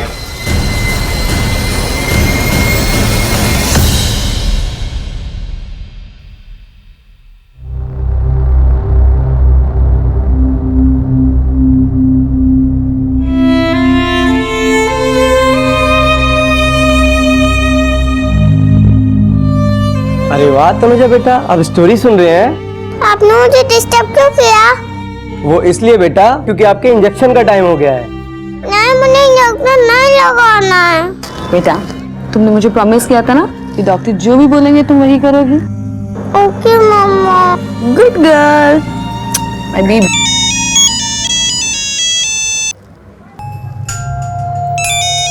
बेटा मैं 1 मिनट में आती हूँ। क्या राहुल गायब हो गया? ये क्या कह रहे हो तुम? वर्षा तुम पैनिक मत हो, मैंने पुलिस को रिपोर्ट कर दी है, वो ढूंढ लेंगे राहुल को। दिलीप तुम्हारे लिए अपना काम ज्यादा इंपॉर्टेंट है या बेटा? हाँ तुम्हें पता है मैं तनुजा के पास से हिल भी नहीं सकती और तुम इतनी सी भी रिस्पॉन्सिबिलिटी ठीक से पूरी नहीं कर सकते कि अपने बेटे को स्कूल से टाइम पर पिक कर लो। हाँ चिल्ला के बात मत कर वर्षा, तुम्हारी सेंस ऑफ रेस्पॉन्सिबिलिटी से ज्यादा सेंस ऑफ रेस्पॉन्सिबिलिटी है मेरी। छोटी सी गलती क्या होगी कि दिलीप हमारा बेटा खोया है, तुम्हारे लिए जरा सी बात है। हाँ बेटा डरो मत, मैं तुम्हारी दादी जैसी हूँ, तुम्हारी मम्मी को मैं जानती हूँ। तुम झूठ बोल रही हो। नहीं बेटा मैं झूठ नहीं बोल रही। तुम्हारी मम्मी का नाम वर्षा है ना, वो तुम्हारी बहन को देखने हॉस्पिटल जाती है और तुम्हारे पिताजी का नाम दिलीप है। मैं तुम सबको बहुत अच्छे से जानती हूँ। तुम मुझे पकड़ के क्यों लाए हो? मम्मा मैं इसके साथ खेलूं? तो अंदर जा। नहीं मम्मा मुझे खेलना है। बोला ना मैंने एक बार, अंदर जा मतलब अंदर जा। चल ठीक है सर, मैं पता करता हूँ। सर वॉचमैन ने बताया कि स्कूल छूटने के बाद राहुल अकेला गेट के बाहर खड़ा था पेरेंट्स का वेट करते हुए, लेकिन उसको लेने के लिए कोई नहीं आया तो वो पैदल चला गया। इस स्कूल से उनके घर जाने वाले हर रास्ते में पूछताछ करते हैं, शायद कुछ मिले। सर ये साफ था कि राहुल की किडनैपिंग सुनीता, कुसुम, नीलम और गुरबंश नहीं की थी, पर फिलहाल पुलिस इस बात से अनजान थी। और तभी राहुल की मां वर्षा को एक धमकी भरा फोन आया। हेलो। और वर्षा जी कैसी हैं आप? बेटे की तो बहुत याद आ रही होगी ना आपको? कौन बोल रहा है? तेरी अम्मा। तेरे बेटे की जान की कीमत है 25 लाख रुपए। तेरी या मार दूं उसे? नहीं नहीं मेरे बेटे को कुछ मत करना, मैं पैसे लेकर आऊंगी। प्लीज प्लीज मेरे बेटे को कुछ मत करना। हेलो सर राहुल का अब तक कुछ पता नहीं चला। मैंने आसपास के बीट चौकी में पूछताछ की। सर वो सचमुच रास्ता भूल गया होता तो अब तक कोई ना कोई लीड तो मिल ही गई होती। सर क्या हो सकता है राहुल किडनैप हुआ हो। राहुल के पेरेंट्स के फोन सर्विलेंस पर डालो, हो सकता है किडनैपर्स उन्हें फिरौती के लिए कॉल करें। और उसके स्कूल से घर तक रास्ते में जितने भी सीसीटीवी हैं सबका फुटेज चेक करो। सर ये राजेश दाभोलकर के कॉल रिकॉर्ड। इस रिकॉर्ड के मुताबिक उसके फोन से पिछले दिनों एक नंबर पर लगातार कॉल हो रहे थे, जो आशुतोष त्यागी का दूसरा नंबर है। कल रात आशुतोष त्यागी के इस नंबर से राजेश दाभोलकर को कॉल किया था। सर ये नंबर अभी मानखुर्द में एक्टिव है। हो सकता है शिंदे मानखुर्द में आशुतोष त्यागी का कोई हाइड आउट हो। अपने खबरियों को एक्टिव करो और उसके इस दूसरे नंबर की लोकेशन ट्रेस करो। सर एक तरफ पुलिस राहुल की लीड ढूंढने की कोशिश कर रही थी, तो वहीं आशुतोष त्यागी को भी ट्रेस करने की कोशिश की जा रही थी।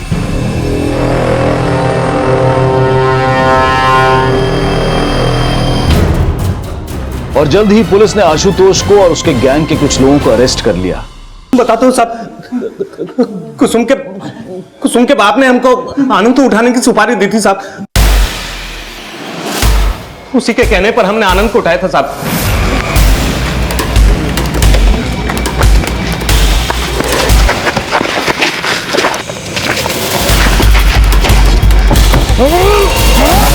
अगर राजेश दाभोलकर के कहने पे तूने आनंद को उठाया था तो सुनीता ने तुझे कॉल क्यों किया? सुनीता?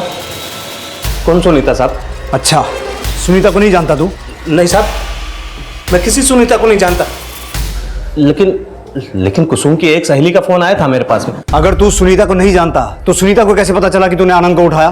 साहब कुसुम ने सुनीता को बताया होगा ना साहब। खुद बोल रहा है कि तूने राजेश दाभोलकर के कहने पर आनंद को उठाया, तो कुसुम को कैसे पता चला? साहब कुसुम को मैंने फोन किया था साहब, कुसुम का बाप आनंद को मारने के लिए 5 लाख रुपए दे रहा था और मैं आनंद को छोड़ने के लिए कुसुम से 10 लाख रुपए मांग रहा था। सोचा था दोनों से पैसा लेकर आनंद को टपका दूंगा। तो दोनों से पैसा लेकर टपका दिया उसे? नहीं साहब, पैसा मिला ही कहां, इसीलिए तो उसकी दोस्त ने मुझे फोन किया था कि मैं 2-3 दिन रुक जाऊं ताकि वो मुझे 10 लाख रुपए दे देगी। हाँ बस मुझे 2-3 दिन की मोहलत और दे दो, मैं 10 लाख रुपए देने के लिए तैयार हूँ। लेकिन साहब उससे पहले आप आ गए, इसलिए आनंद को मारकर भागना पड़ा। और आनंद को मारने के बाद तो राजेश दाभोलकर से बाकी का पैसा लेने के लिए हमने फोन किया था साहब। चल मान लिया कि तूने आनंद को राजेश दाभोलकर के कहने पे उठाया, तो स्कूल के बाहर से बच्चा किसके कहने पे उठाया था? बच्चा? नहीं साहब, हमने किसी बच्चे को नहीं उठाया था साहब, हमने तो खाली आनंद को उठाने की सुपारी ली थी साहब। छोड़िए मुझे। अरे कहां ले जा रहे आप लोग? किया क्या है मैंने भाई, कुछ तो बताइए मुझे। क्या हो क्या रही है?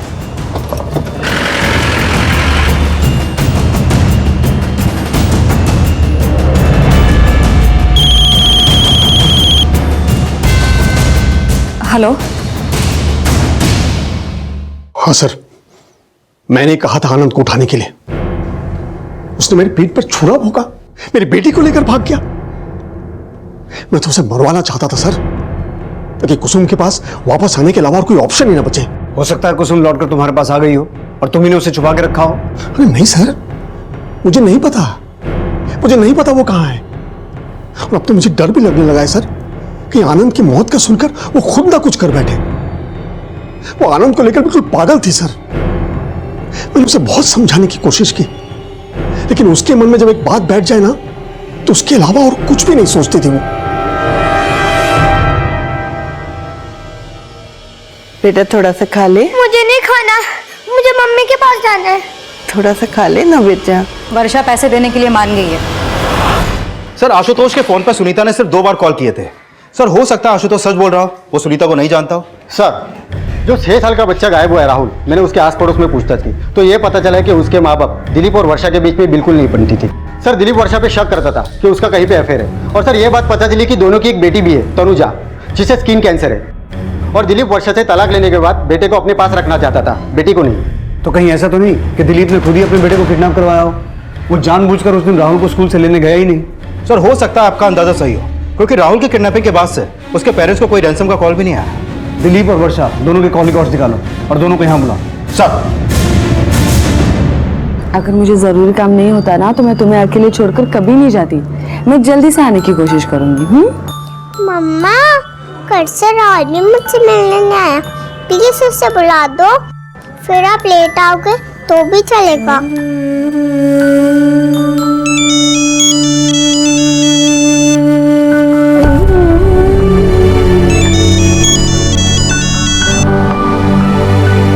हेलो वर्षा जी, गोराई थाने से सब इंस्पेक्टर संतोष शिंदे बोल रहा हूँ। जी बोलिए।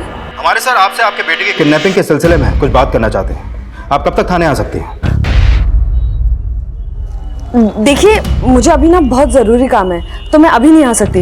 मैं आपको शाम को फोन करती हूँ ना।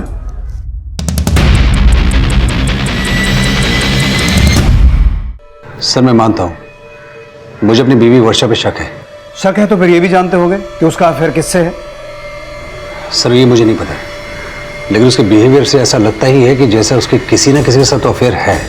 इसीलिए तुम उससे डिवोर्स लेना चाहते थे, लेकिन कस्टडी सिर्फ बेटे की चाहते थे, बेटी की नहीं। ऐसा क्यों?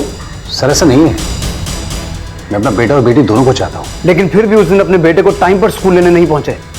कहीं ऐसा तो नहीं कि अपने बेटे को किडनैप तुम्ही ने करवाया हो? सर आप क्या कह रहे हैं? मैं अपने बेटे को किडनैप क्यों करवाऊंगा? तो फिर कौन किडनैप करवा सकता है? किसी पे शक? सर अगर मुझे किसी पे शक होता तो मैं आपको पहले ही बताया था। बच्चे मुझे नहीं खाना, मुझे मम्मी के पास जाना है। हाँ लेके जाएंगे बेटा। मुझे नहीं खाना। अच्छा दूध पी ले बेटा, दूध पी ले थोड़ा। ए सुनीता, बच्चा इतना परेशान है, तू भी तो एक माँ है, छोड़ देते हैं उसे। क्या कहना चाहती हो मौसी? हाँ बिना पैसे लिए इसको छोड़ू?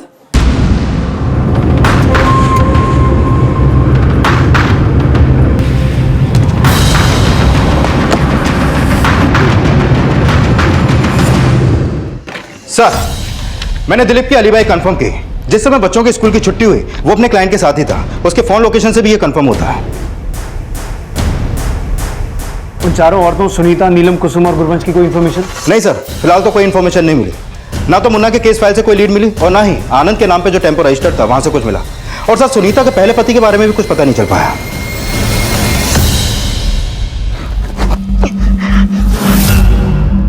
बेबे खोल दे, बेबे खोल देना। क्या हुआ मौसी? इसको देखकर अपने बेटे की याद आ रही है क्या?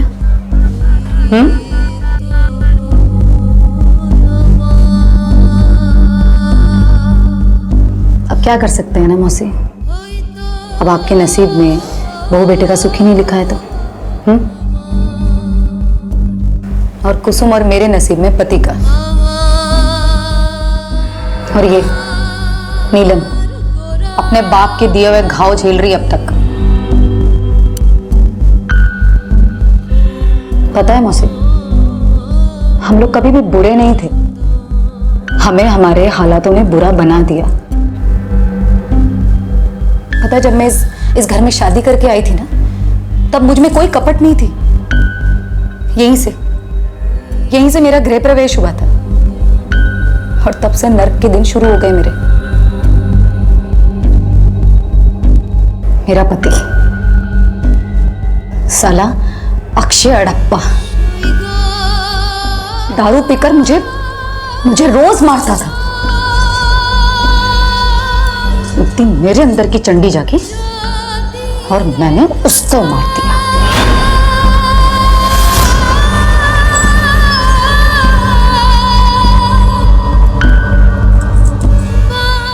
मार दिया मैंने उसे और मार कर काट दिया इसी घर के आंगन में। लेकिन तब भी पुलिस नहीं पकड़ पाई थी मुझे, तब भी नहीं पकड़ पाई थी। लेकिन इस पूजा के चक्कर में साला सब वाट लग गई। वाट तो मेरी लगी है, उसकी लाश को सीने से भी नहीं लगा पाई मैं। सब वर्षा ने बोला था कि वो खुद थाने आ जाएगी, लेकिन अभी तक नहीं पहुंची और काफी देर से उसका फोन भी बंद है।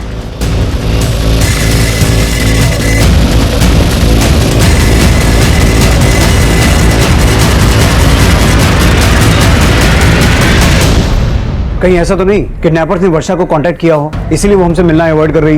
लेकिन सर वर्षा के फोन पर तो अभी तक कोई भी रैंसम कॉल नहीं आया और ना ही उसके कॉल रिकॉर्ड में कोई ऐसा नंबर मिला है जिससे लगे कि उसका किसी और के साथ अफेयर था, जैसे उसके पति को शक था। शिंदे, वर्षा दूसरा नंबर भी तो इस्तेमाल कर सकती है, पता लगाओ। हो सकता है किडनैपर्स ने उसी नंबर पे कॉल किया हो। सर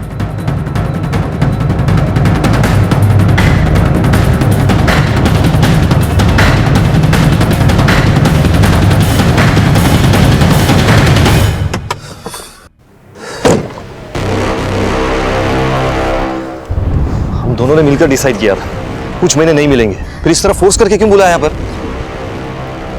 जानती हो पुलिस कितनी अलर्ट है। विक्रम, मुझे तुम्हारी हेल्प चाहिए। हेल्प?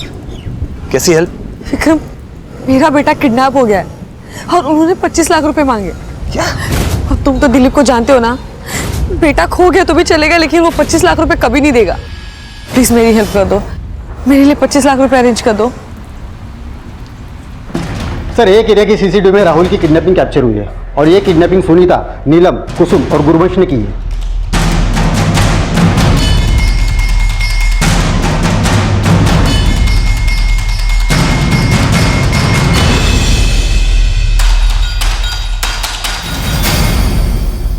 नंबर प्लेट बदल दिया होगा शिंदे, ये चारों बहुत शातिर हैं। वर्षा को फोन लगा? नहीं सर। मुझे लगता है किडनैपर्स ने वर्षा को जरूर कांटेक्ट किया होगा और वर्षा पैसा लेकर उनसे अपने बच्चे को लेने गई होगी। शिंदे, तुम वर्षा के पति दिलीप से मिलो, हॉस्पिटल जाओ, शायद पता चले कि वर्षा कहाँ और किसके पास है जो उसका नंबर बंद आ रहा है। सर। हेलो सर, मैं शीना शेट्टी बोल रही हूँ, विक्रम की वाइफ। आपसे मिलना चाहती हूँ, कुछ इन्फॉर्मेशन शेयर करनी है। सर वर्षा वो तो काफी देर से नहीं आई है, उसकी बेटी भी उसके लिए परेशान हो रही है। अच्छा, कौन से वार्ड में है उनकी बेटी? आइए सर।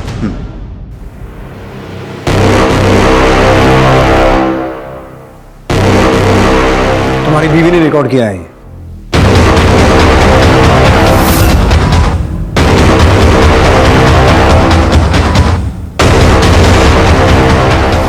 और इनका यह भी कहना है कि तुम्हारा सिर्फ वर्षा के साथ नहीं और कईयों के साथ अफेयर है। मानता हूं सर, मेरा अफेयर है वर्षा के साथ, बट सिर्फ वर्षा के साथ है और कोई नहीं। वर्षा का बेटा किडनैप हुआ है, उसके बारे में क्या जानते हो? उसी सिलसिले में वो मुझसे मिलने आई थी। किडनैपर्स ने 25 लाख फिरौती मांगी थी, पैसे लेने आई थी वो। और तुमने उसे पैसे दे दिए? सर जब आपका फोन आया तो बैंक से पैसे विड्रॉ करके मैं उसी को दे रहा था।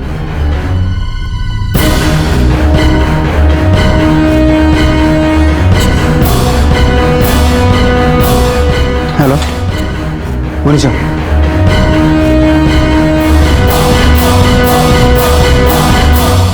मतलब तुम्हारी और वर्षा की दोस्ती इतनी गहरी है कि तुमने उसे 25 लाख रुपए दे दिए? सर मेरा बस चले तो मैं शीना को डिवोर्स देकर वर्षा से शादी कर लूं। कब से जानते हो एक दूसरे को? 2 महीने पहले मुलाकात हुई थी। मैं एक हॉस्पिटल में गया था, वर्षा की बेटी तनुजा का कैंसर का ट्रीटमेंट चल रहा था वहां। बहुत परेशान थी वो, मैंने एक डॉक्टर सजेस्ट किया था, बस उसके बाद से हमारी बातचीत शुरू हो गई।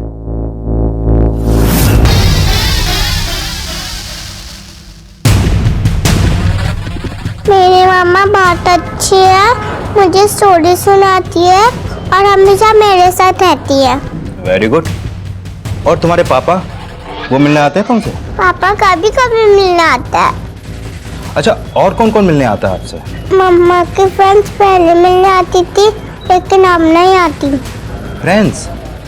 कौन कौन सी फ्रेंड्स, नाम मालूम है आपको? नीलम आंटी, कुसुम आंटी, सुनीता आंटी और गुरुवंश दादी।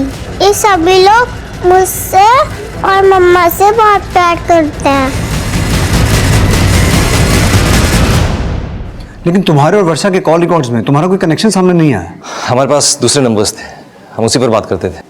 लेकिन तुम्हारे और वर्षा के कॉल रिकॉर्ड्स में तुम्हारा कोई कनेक्शन सामने नहीं आया। हमारे पास दूसरे नंबर्स थे, हम उसी पर बात करते थे। वर्षा का दूसरा नंबर दो। हाँ बोल छिड़के। अगर सुनीता, नीलम, कुसुम और गुरबंश वर्षा को मिलने आते थे तो कहीं ऐसा तो नहीं कि वर्षा भी उनके गैंग की हो? सर, सुनीता के पहले पति की इंफॉर्मेशन मिली है, उसका एक घर नायगांव में है। एक मिनट सर। हेलो, ठीक है सर, वर्षा का फोन भी नायगांव में एक्टिव है। Let's go.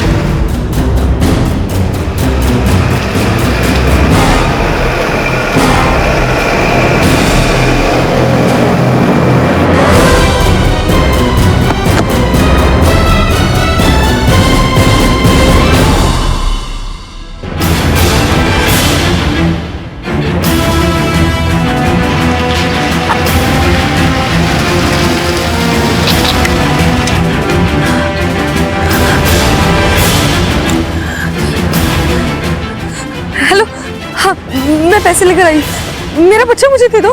हाँ ठीक है, हम आ रहे हैं।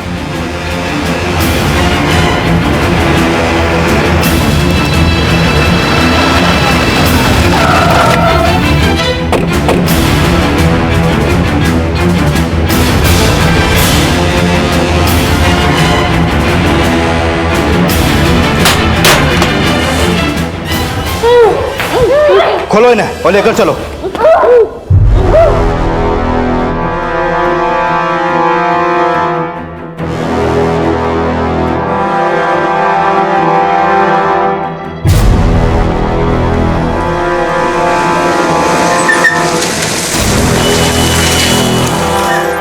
सर, कुसुम, गुरबंश और नीलम तीनों को अरेस्ट कर लिया हमने।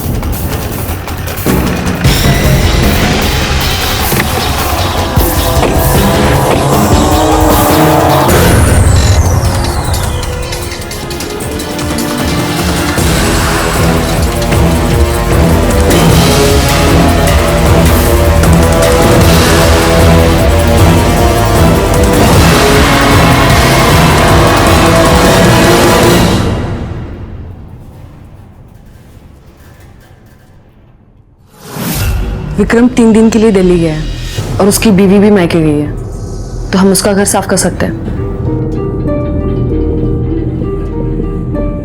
ठीक है, लेकिन मैं तुम लोगों के साथ नहीं चल सकती क्योंकि विक्रम की बीवी के एब्सेंस में मैं वहां जाती रहती। अगर किसी ने मुझे वहां देख लिया ना तो हम सबके सब फंस जाएंगे। हम सबको वहां भेजकर ये वर्षा पिछली लूट का पैसा लेकर भाग गई और फिर हमें पैसे देने से भी इनकार कर दिया। मैंने वो पैसे अपनी बेटी के ऑपरेशन के लिए दिए। सोचा था कि विक्रम का घर लूटने के बाद जो भी पैसा आएगा उसमें एडजस्ट कर लेंगे, लेकिन इन्होंने विक्रम का घर लूटा ही नहीं। उस दिन पूजा भी तुम्हारे साथ थी और तुम सब विक्रम के घर चोरी करने गए थे, तो पूजा का मर्डर क्यों किया? मर्डर नहीं था, वो एक हादसा था। जल्दी कर। चल चल चलो, 10 मिनट में पूरा घर खाली करना है। बेबी पूजा। मौसी, मौसी धीमी आवाज में, किसी ने सुन लिया तो सब मरेंगे। और उसके बाद मौसी इतनी जोर से चिल्लाई कि हम सबको उस घर को बिना लूटे ही वहां से भागना पड़ा। ये तो पूजा की लाश को भी साथ में ले जाना चाह रही थी, वो तो हम किसी तरह से इन्हें लेकर भागे। निकलो यहाँ से, उठाओ मौसी, मौसी चलो जल्दी जल्दी निकलो यहाँ से। चलो चलो चलो चलो चलो।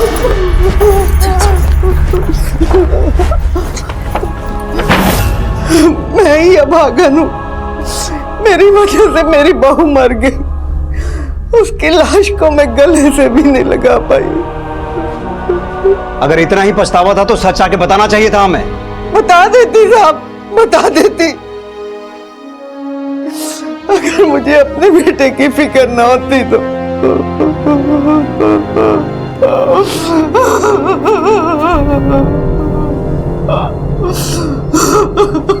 इस केस में सुनीता द्वारा किए गए उस अपराध का भी खुलासा हुआ जिसमें उसने अपने पति अक्षय अडप्पा की हत्या करके उसकी लाश उसी के घर में चुनवा दी थी।